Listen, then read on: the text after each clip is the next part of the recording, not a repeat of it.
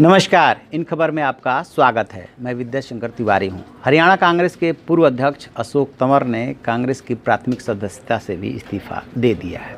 ये कोई बड़ी खबर नहीं है। पहले उनको अध्यक्ष पद से हटाया गया था, उसके बाद उनकी वहाँ पे हरियाणा कांग्रेस के नेताओं से अंतर्कलह चल रही थी।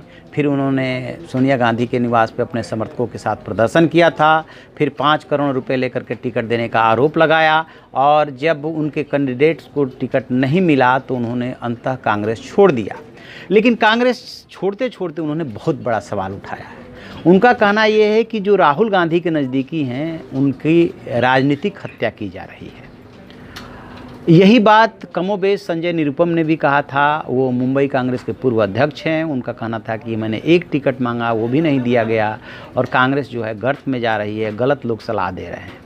अब इससे पहले झारखंड के जो पूर्व अध्यक्ष हैं अजय कुमार, पूर्व आईपीएस भी हैं, वो बहुत शौक से जो है राजनीति में आए थे। उनको झारखंड कांग्रेस की कमान दी गई, लेकिन बाद में उन्होंने कांग्रेस से एक तरह से हार मान ली और ये कहते हुए कांग्रेस छोड़ा था उन्होंने कि कांग्रेस को कांग्रेस ही हरा रही है। उधर के जो बड़े नेता है सुबोध कांत सहाय, उनकी तरफ उन्होंने इशारा किया था।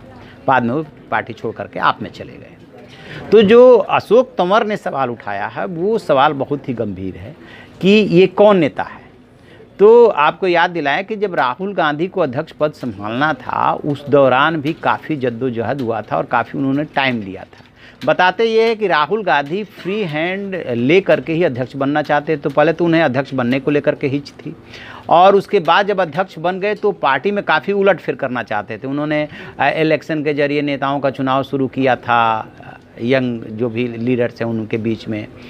उनका वो एक्सपेरिमेंट सफल नहीं हुआ। उसके बाद प्रवक्ताओं की परीक्षा भी करवाई थी। बहुत कुछ उन्होंने करने की कोशिश की लेकिन सफल नहीं हुआ, क्योंकि जो कांग्रेस की बूढ़ी ब्रिगेड है वो उनका कहीं ना कहीं विरोध कर रही थी। चाहे वो दिग्विजय सिंह हों, चाहे मोतीलाल वोरा, यद्यपि बहुत नज़दीक हैं 10 जनपद के, लेकिन बूढ़ी ब्रिगेड में वो भी आते हैं। जनार्दन द्विवेदी हैं, ढेर सारे नेता हैं। उनका जो है उनके राहुल गांधी के साथ जनरेशनल गैप हो रहा था, विचारों का भी। तो बात बन नहीं पा रही थी। अब बात नहीं बन पा रही थी तो उसमें जो सबसे बड़े नेता थे जो राहुल गांधी के कहीं ना कहीं काट रहे थे, ऐसा कहा जाता है कि वो अहमद पटेल ही थे। और अहमद पटेल 10 जनपद के बहुत नज़दीकी हैं। सोनिया गांधी के जो है वो राजनीतिक सलाहकार रहे हैं। अभी उनके पास ट्रेजरार की जिम्मेदारी है। नई जिम्मेदारी में तो वैसा कुछ नहीं दिया गया, लेकिन अभी भी राजनीतिक सलाहकार मान के चलिए कि वो हैं। और अहमद पटेल की चलती किसी से छिपी नहीं है कि 10 साल तक मनमोहन सरकार में जो मैनेजर का रोल था वो वही निभा रहे थे। सरकार को मैनेज करना, जो काम है उनको मैनेज करना, किससे क्या काम कराना है, कैसे कराना है, सब वही काम देखते थे। तो अहमद पटेल काफ़ी हैवी वेट वाले नेता हैं।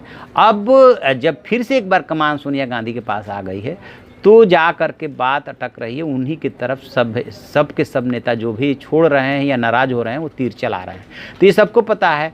इससे पहले मैं आपको याद दिलाऊं कि जो पिछले साल नवंबर दिसंबर में 5 राज्यों के विधानसभा चुनाव हुआ था और 3 राज्यों यानी कि मध्य प्रदेश, छत्तीसगढ़ और राजस्थान में कांग्रेस की सरकार बनी थी, उसमें भी सीएम के चयन में इन्हीं की चली थी। अदरवाइज यदि राहुल गांधी की चलती तो वहाँ पर गहलोत की बजाय सचिन पायलट मुख्यमंत्री होते और कमलनाथ की जगह पर भी कोई और यंग होता, चाहे ज्योतिरादित्य होते या कोई और नेता होता। लेकिन तर्क ये दिया गया कि बहुत थीन मेजोरिटी है वहाँ पे, इसलिए अनुभवी नेता को वहाँ भेजना है। इसी नाम पे कमलनाथ और अशोक गहलोत भेजे गए। वहाँ पे भी राहुल गांधी की नहीं चली थी और सचिन पायलट तो बाकायदे रोए थे कि हमने इसी दिन के लिए थोड़े इतनी मेहनत की थी, लेकिन सचिन पायलट की दाल नहीं गली। तो कुल मिला जुला करके राहुल गांधी जब कांग्रेस अध्यक्ष पद पे थे तब भी नहीं उनकी चलने दी गई और अब जब वो पद पे नहीं है तब भी उनके नज़दीकी लोगों की राजनीतिक हत्या कराने का आरोप लग रहे हैं। तो जब तक आग नहीं होता है तब तक धुआं नहीं उठता है। लिहाजा अहमद पटेल सवालों के घेरे में हैं। अब ये देखना है कि ऐसे समय में जबकि कांग्रेस जो है बहुत कमज़ोर हो चुकी है, जितने प्रांतों में जहाँ जहाँ चुनाव हो रहे हैं वहाँ भी कांग्रेस का कोई बहुत बड़ा भविष्य नहीं दिख रहा है। आप हारने के लिए ही चुनाव लड़ रहे हैं, एकदम तस्वीर साफ है। सिर्फ सीटों के ये हो सकता है कि कितना दहाई में आ जाएगा क्या, इस टाइप का चुनाव ये होने जा रहा है कि इतनी कमज़ोर कांग्रेस हो जाने के बावजूद कांग्रेस को और ज़्यादा कौन कमज़ोर कर रहा है, क्यों कर रहा है। गुटबाजी अपनी जगह पे है, लेकिन इतने साल से जो कांग्रेस में थे वो क्यों कांग्रेस छोड़ रहे हैं, ये अपने आप में सवाल तो बनता ही है। और सिर्फ यदि हरियाणा की बात करें तो हरियाणा में जितने बड़े नेता दिख रहे हैं उतने गुट हैं। यानी कि कुमारी सैलजा का अलग गुट, किरण चौधरी का अलग गुट, अशोक तंवर तो पार्टी छोड़ गए उनका अलग गुट, भूपेंद्र सिंह हुड्डा का अलग गुट, सिर्फ गुट ही गुट है। तो अब उनकी जो इंटरनल सर्वे हरियाणा को लेकर के आया है कांग्रेस का, वो भी कोई बहुत अच्छा नहीं है ना। महाराष्ट्र से बहुत अच्छी रिपोर्ट आ रही है, लेकिन इसके बावजूद अपनी अपनी चलाने की पड़ी हुई है और अशोक तंवर ने आरोप लगा करके एक तरह से नई बहस को जन्म दे दिया है। अब देखते हैं कि उनकी बात पे कितना ये लोग कान देते हैं और क्या करते हैं, अगला इससे कोई सबक लेते हैं कि नहीं लेते हैं, क्योंकि जब रिजल्ट आएगा तब ये मुद्दा और जोर पकड़ेगा। हमने तो पहले ही चेता दिया था। तो जो भी इसमें और अपडेट होगा हम आपको अपडेट कराएंगे। आप देखते रहिए हमारा डिजिटल चैनल इन खबर। Thank you. इन खबर चैनल को सब्सक्राइब करें और बेल आइकन दबाना ना भूलें।